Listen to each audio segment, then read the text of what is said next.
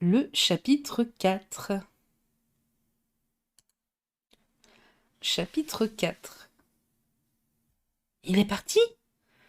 S'écria Marthe en accourant au bruit de la porte de la rue qui, violemment refermée, venait d'ébranler la maison tout entière. Oui, répondis-je, complètement parti. Eh bien, et son dîner? Fit la vieille servante. Il ne dînera pas. Et son souper? Il ne soupera pas. Mais comment? Dit Marthe en joignant les mains. Non, bonne Marthe, il ne mangera plus ni personne dans la maison. Mon oncle Lidenbrock nous met tous à la diète jusqu'au moment où il aura déchiffré un vieux grimoire qui est absolument indéchiffrable. Jésus, nous n'avons donc plus qu'à mourir de faim. Je n'osais pas avouer qu'avec un homme aussi absolu que mon oncle, c'était un sort inévitable. La vieille servante, sérieusement alarmée, retourna dans sa cuisine en gémissant. Quand je fus seul, l'idée me vint d'aller tout conter à Grauben. Mais comment quitter la maison? Le professeur pouvait rentrer d'un instant à l'autre, et s'il m'appelait? Et s'il voulait recommencer ce travail logographique qu'on eût vraiment proposé au vieil Oedipe? Et si je ne répondais pas à son appel, qu'adviendrait-il? Le plus sage était de rester. Justement, un minéralogiste de Besançon venait de nous adresser une collection de géodes siliceuses qu'il fallait classer.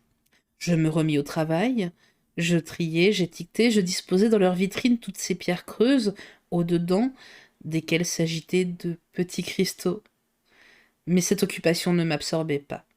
L'affaire du vieux document ne laissait point de me préoccuper étrangement.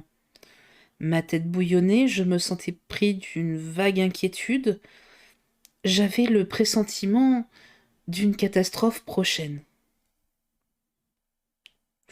Au bout d'une heure, mes géodes étaient étagées avec ordre. Je me laissai aller alors dans le grand fauteuil d'Utrecht, les bras ballants et la tête renversée. J'allumai ma pipe à long tuyau courbe, dont le fourneau sculpté représentait une naïade nonchalamment étendue. Puis je m'amusai à suivre les progrès de la carbonisation qui, de ma naïade, faisait peu à peu une négresse accomplie. De temps en temps, j'écoutais si quelque pas retentissait dans l'escalier, mais non. Où pouvait être mon oncle en ce moment? Je me le figurais courant sous les beaux arbres de la route d'Altona, gesticulant, tirant au mur avec sa canne, d'un bras violent, battant les herbes, décapitant les chardons et troublant dans leur repos les cigognes solitaires. Rentrerait-il triomphant ou découragé? Qui aurait raison l'un de l'autre, du secret ou de lui? Je m'interrogeais ainsi, et machinalement je pris entre mes doigts la feuille de papier sur laquelle s'allongeait l'incompréhensible série de lettres tracées par moi. Je me répétais. Qu'est-ce que cela signifie? Je cherchais à grouper ces lettres de manière à former des mots. Impossible. Quand on les réunit par 2, 3 ou 5 ou 6, cela ne donnait absolument rien d'intelligible. Il y avait bien les 14e, 15e et 16e lettres qui faisaient le mot anglais ice, et la 84e, la 85e et la 86e formaient le mot sir. Enfin, dans le corps du document et à la 2e et à la 3e ligne, je remarquai aussi les mots latins rota, mutabile, ira, nec, atra. Diable, pensai-je. Ces derniers mots sembleraient donner raison à mon oncle sur la langue de ce document. Et même à la 4e ligne, j'aperçois encore le mot louko, qui se traduit par bois sacré.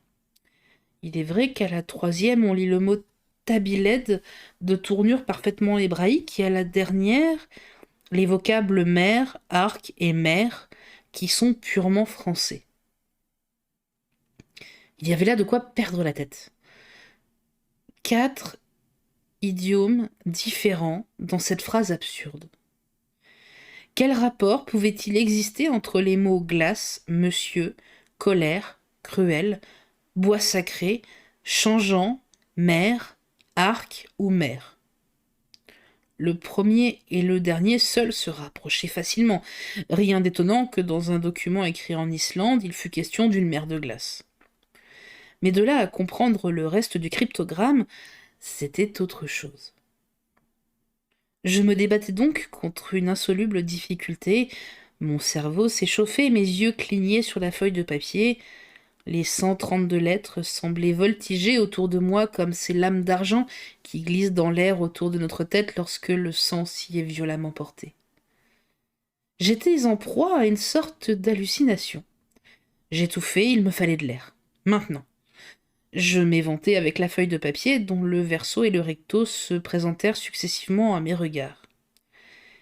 Quelle ne fut pas ma surprise quand, dans l'une de ces voltes rapides, au moment où le verso se tournait vers moi, je crus voir apparaître des mots parfaitement lisibles, des mots latins, entre autres craterem et terrestre.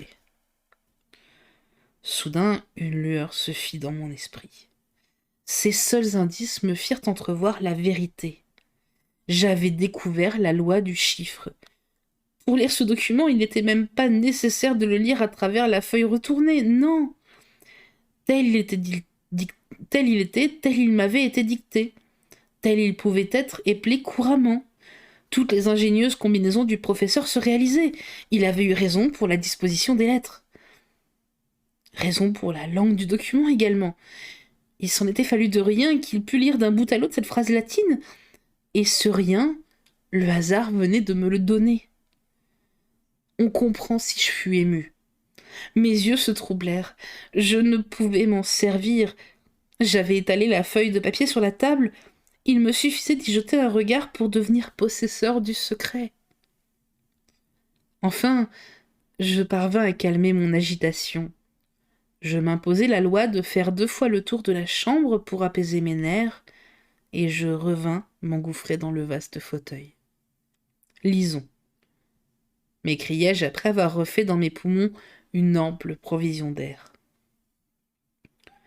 Je me penchai sur la table, je posai mon doigt successivement sur chaque lettre, et sans m'arrêter, sans hésiter, un seul instant, je prononçai à haute voix la phrase tout entière. Mais quelle stupéfaction, quelle terreur m'envahit. Je restai d'abord comme frappé d'un coup subit. Quoi ?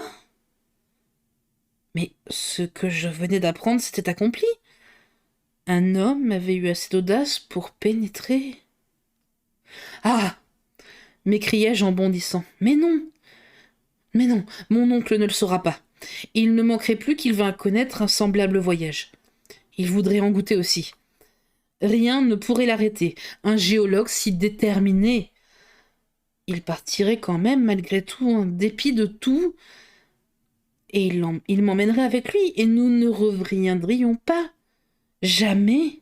Jamais. J'étais dans une surexcitation difficile à peindre. Non, ce ne sera pas, dis-je avec énergie. Et puisque je peux empêcher qu'une pareille idée vienne à l'esprit de mon tyran, je le ferai. À tourner et retourner ce document, il pourrait par hasard en découvrir la clé. Détruisons-le. Il y avait un reste de feu dans la cheminée. Je saisis non seulement la feuille de papier, mais le parchemin entier de Saknussemm. D'une main fébrile, j'allais précipiter le tout dans les charbons et anéantir ce dangereux secret. Quand la porte du cabinet s'ouvrit, mon oncle parut.